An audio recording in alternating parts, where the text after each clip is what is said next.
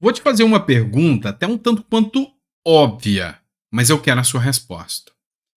Você acha que o funcionalismo público como um todo gasta demais? Você acha que a máquina pública é inflada com cargos, com companheirada, com amigos, com contratos desnecessários e que fazem com que nós, pagadores de impostos, gastemos dinheiro demais? Vou melhorar ainda a pergunta para você. Você acha que é normal esse tipo de situação? Essa matéria que foi divulgada há 5 horas atrás. Conheça a desembargadora paraense que recebeu um salário de 621 mil reais. Você acha normal um juiz, uma juíza, ter um salário de um mês de 621 mil reais? É normal isso para você? É lícito? Se a sua resposta foi não, eu acredito que você ficou a ver navios, porque você acreditava que o Paulo Guedes e o Bolsonaro fariam a reforma administrativa. E aí, hoje, vendo tudo o que aconteceu, a gente viu que, sabe, Bolsonaro tinha um momento de agir, mas faltou experiência. Bolsonaro não percebeu, como um todo, que para aplicar reformas importantes como a reforma administrativa, é no primeiro ano, é no primeiro mês, é com o pé na porta, é assim que funciona. Então, Bolsonaro deveria ter aproveitado o primeiro mês do seu mandato e tacado a reforma trabalhista, a reforma tributária, a reforma administrativa, todas as reformas necessárias, previdenciária, todas as reformas necessárias que fariam um enxugamento do Estado. E aí você vai me falar, Sandro, mas o sistema não deixa. Pois é, mas esse é o ponto. Realmente o sistema não deixou.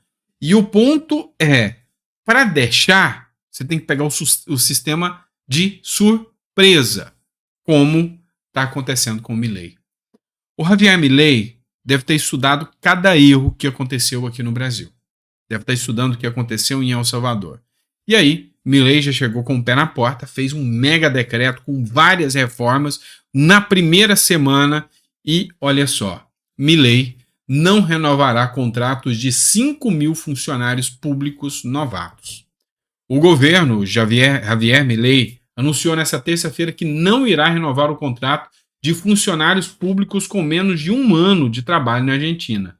É uma das primeiras medidas do Plano Motosserra. Eu gostei até do nome do plano. Plano Motosserra, a serem colocados em prática pelo presidente argentino. Trata-se de um ajuste fiscal anunciado por Milei em 12 de dezembro, poucos dias após assumir o cargo. O pacote de Milei prevê ainda a desvalorização do peso, a redução de subsídios, o cancelamento de licitações. Segundo o porta-voz do governo, Manuel Adorni, serão dispensados cerca de 5 mil funcionários, cujos contratos vencem em 31 de dezembro de 2023. Vai se respeitar, vence agora o contrato, não vai renovar de ninguém. E aí, o que mais que o Milei fez? O Milei simplesmente emitiu um decreto em que ninguém mais vai usar carro público lá. Nem STF, nem o Congresso, ninguém vai andar, ande no seu carro próprio. Vai vender toda a frota do governo argentino para arrecadar fundos para resolver o problema. E aí, vamos voltar naquele ponto? Ah, mas o sistema não deixa. Eu vou mostrar uma coisa para vocês, tá?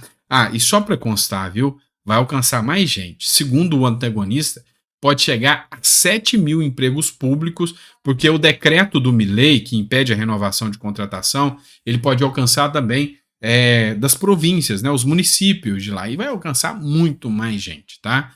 E aí são 7 mil pessoas com familiares que vão protestar contra o Milei, tá certo? Só que aí, o sistema, né? Vamos falar sobre o sistema. O sistema é bruto, não vai deixar. E aí, o grande problema é que o Milei entrou com a promessa de que faria tudo isso.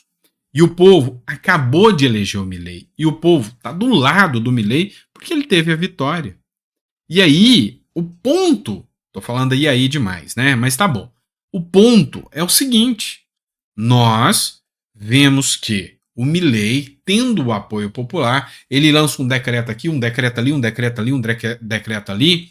o judiciário, para anular esses decretos, para o STF fazer o que fez aqui no Brasil com o Bolsonaro, para fazer com o Milei, que ele vai ter que tomar várias medidas de uma vez contra o Milei. Isso vai causar uma impopularidade, ou seja, um achatamento da popularidade do judiciário muito maior do que com relação ao Milei, que foi eleito com essas bandeiras.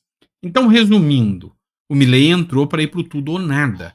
E aí, se algum dia a direita voltar no Brasil, tem que agir como a motosserra do Milei. Entrar para ir para o tudo ou nada. Você concorda comigo? Você concorda que o Milei entrou e falou tudo agora? Pum, vou jogar. Vai causar conflito, vai ter manifestação, vai ter auê? Vai. Bolsonaro teve isso durante 4 anos e não resolveu nada. Não conseguiu aprovar quase nenhuma reforma, o sistema não deixou. Então é por isso que eu falo, o Milei está fazendo o dever de casa certinho. Chegou com o pé na porta. E aí, para o judiciário segurar essa pancada lá, para o jornalismo segurar, para o funcionalismo público, para os sindicatos, é muito mais difícil. Não é diferente do que o Lula fez aqui, né? O Lula, convenhamos, que chegou com o pé no peito do brasileiro, que não apoia as pautas que o Lula está fazendo. E aí, quem saiu melhor no final? A esquerda, que conseguiu emplacar as pautas que eles queriam, ou a direita, que tomou a pancada e está assustada até agora? Né? Você consegue compreender o que eu estou te dizendo. Vamos lá. Outra matéria que eu quero trazer para vocês agora, do jornal Metrópolis também. Prefeita de Saquarema é denunciada por fraude e pode perder o cargo. Mais uma prefeita pode perder o cargo agora, e essa do PL, tá, pessoal? A prefeita de Saquarema, Manuela Pérez, do PL, foi denunciada por improbidade administrativa relacionada a supostas fraudes em contratações por meio do Programa Municipal Conexão do Futuro. O Ministério Público do Rio de Janeiro apresentou à Justiça ação civil pública na qual denunciou Manuela Pérez por improbidade administrativa vinculada à assinatura de contratos milionários ligados a um amigo e a parentes da prefeita. Em maio de 2022, a prefeita de Saquarema publicou o edital de chamamento público para a seleção de organização da sociedade civil, o que é conhecido como OCIP também, responsável pela gestão educacional e administrativa do programa Conexão do Futuro. O contrato tinha um valor de 18,7 milhões. O Instituto de Desenvolvimento, Pesquisa e Inovação venceu o processo sem competição. O Ministério Público do Rio de Janeiro destacou que o Instituto constatou 3 empresas, a Praia de Esportes, Seja Esportes e Trigo Alimentos Limitadas, com o objetivo de favorecer e enriquecer ilicitamente Lucas Amorim Floriano, amigo de Manuela Pérez, nomeado diretor do projeto Conexão do Futuro. Ele é sócio das 3 empresas, ainda que de forma oculta, segundo investigações do Ministério Público do Rio de Janeiro, iniciaram as próprias denúncias do noticiário do RJ Notícias. O que eu tenho para dizer com isso para vocês? Eu sou favorável de que toda e qualquer corrupção seja averiguada, tá? E ela aqui é uma prefeita do PL, do Partido Liberal. E que se tiver corrupção, que pague por isso. Só que vem me chamando a atenção que esse tipo de investigação, esse tipo de denúncia vem muito focada para aqueles de direita, para aqueles do PL. Ou você não está percebendo isso? Assim, eu estou noticiando aqui e eu não vejo muito noticiário de prefeitos do PT, de prefeitos do PSOL, de prefeitos de partidos como o PCdoB, sendo denunciados, tendo uma fiscalização maior. Então, o que eu vislumbro daqui para frente? Que a fiscalização, em cima daqueles prefeitos, em cima daqueles nomes fortes ligados ao Partido Liberal, ao PL, aos partidos de direita, vai acontecer. O que é bom. Eu não estou dizendo que é ruim, tá? Eu acho, pelo contrário, que tem que acontecer uma fiscalização ferrenha mesmo, mas não só de um lado, de todos os lados. E aí, eu acho que um mecanismo que vai ser utilizado é esse, é tentar mostrar um lado sujo do partido, do PL aí, para descredibilizar ainda mais.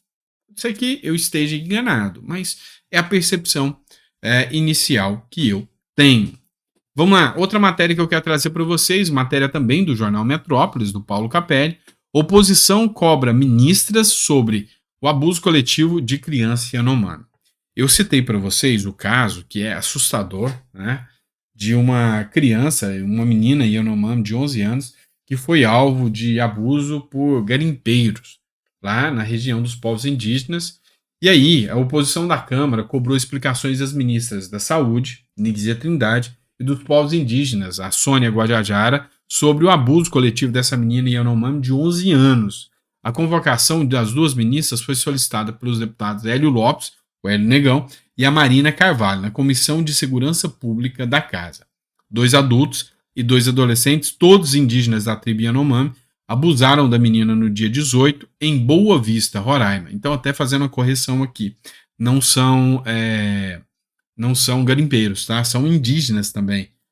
Violentaram a menina no dia 18 em Boa Vista, nas proximidades de uma casa de saúde indígena, após fazê-la ingerir bebida alcoólica. Segundo o requerimento de Hélio Lopes, para a convocação de Nízia Trindade, a menina teria sido embriagada dentro da casa de saúde indígena.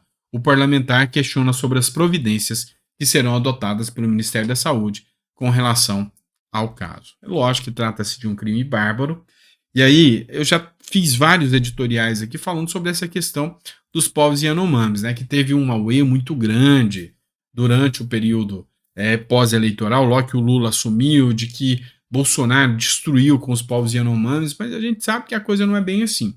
Acabou de ter uma decisão do Ministério Público Federal para que o governo retome atividades, porque não fez nada em prol dos povos Yanomamis, encerrou todas as atividades em prol da saúde do povo Yanomami, da segurança do povo Yanomami, e também parou de contar agora as mortes do povo Yanomami, porque já superou a da gestão passada, já superou a da gestão Bolsonaro, e aí cola muito mal, né? Então pararam de contar, pararam de divulgar e pararam de contar.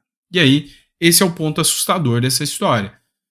Merecem todo o respeito. A CPI das ONGs demonstrou quanto esse povo indígena, esse povo ribeirinho, eles são, sabe, tratados como, sabe, como se nem tivesse direito à dignidade da pessoa humana por essas ONGs, por essas instituições, pelo próprio governo. E aí, aqui eu não crio exceções, tá? Por todos os governantes.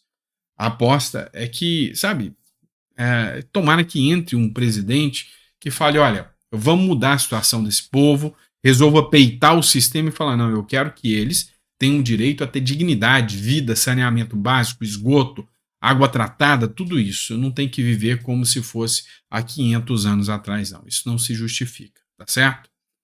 Pelo menos é o meu ponto de vista. E aí você deixa seu comentário aí. Se ficou até o final do vídeo, coloca no comentário, gostei. E a gente volta amanhã de manhã com mais conteúdo para vocês. Um grande abraço.